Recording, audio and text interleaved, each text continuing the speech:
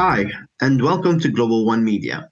Joining me today is Jason Chen, the co-founder, CEO, president, and director of JustKitchen, which is a ghost kitchen operator and licensor of delivery-only food brands across Asia, with plans to expand globally. Hello, Jason. Thank you for joining us today. Hi, yeah. Thank you for having me. It's good to have you here. So you operate virtual kitchens on demand. Can you tell us about the value you're offering to customers and the feedback you have received so far? Sure.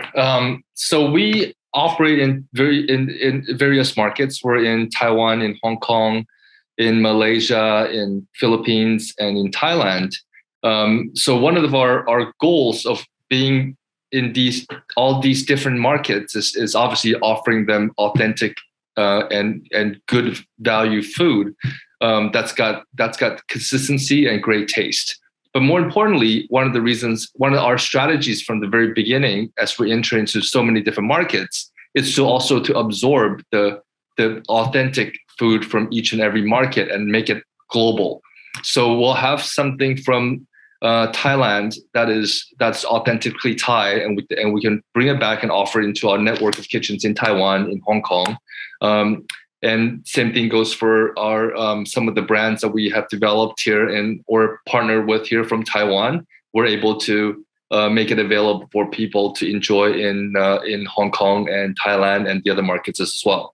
So I think that's the one single largest value proposition, is bringing the world's authentic food sort of within reach of people everywhere.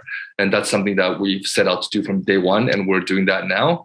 And so far the feedback has been tremendous. So we thank our customers very much for all the great feedback. And but at the same time, being virtual, we're able to get immediate feedback. When you get something via delivery, we have a website. We have our delivery partners have ways for them to provide feedbacks via their mobile apps. So we get to know both the good, and sometimes if there's something that needs to be improved on, we know it right away, and we can very quickly make sure those changes are made to satisfy our customers. So I think that's our biggest value, and the feedback from the customers and been very helpful as well. That's very good. And do you see the demand for your services growing, and what evidence indicates that? Yeah, we see it growing tremendously.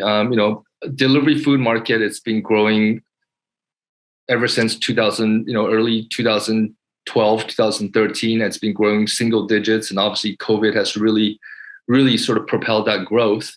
But we've been in the business here doing delivery for 2.5 years now, and the evidence that we see is that our sales have become very omni-channeled. We're going into a seamless way of delivering, not just via the delivery service providers like Uber Eats and Foodpanda. We're going into where people are picking up food from our ghost kitchens via ordering kiosks. We're getting demands from businesses because they are aware of our brands now, so they want us to go into to their businesses where they may have 1,000, 2,000 employees, so we can provide them variety, because we do have 32 brands under our portfolio. So we could provide something for a company that other restaurants perhaps can't, because we've got so many varieties, so many different brands that the customers can enjoy something different literally every week of the year.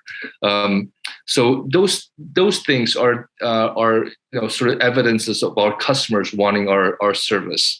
On the other side, we have a lot of brands which we partner with international corporations, international restaurant brands. And now we're in a position where, fortunately, a lot of them are reaching out to us because they may not be in the Asian market. They may not be in the markets that we're in right now, operating as virtual kitchens.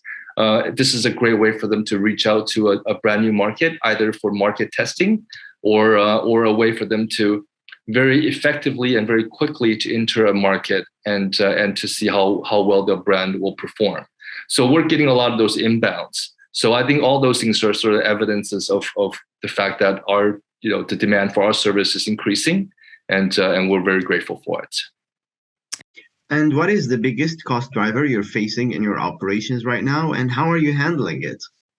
Yeah, with food and beverage, the biggest thing is always food costs. And as of the last year, inflation and food costs and logistics, it's going up. It's a pain point that I think everybody in our industry, both brick and mortar and virtual, are facing. And ways of doing that, we want to keep our consistency, we want to keep our quality.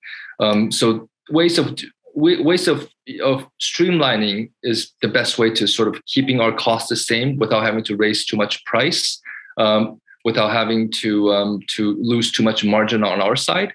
So our supply chain is very important. We make sure that we have the volume. Now in Taiwan we have over 20 kitchens, and we're into five different markets in Asia. So we have grown to a size where we can order in the quantities that can help us alleviate some of those costs, some of those inflationary costs.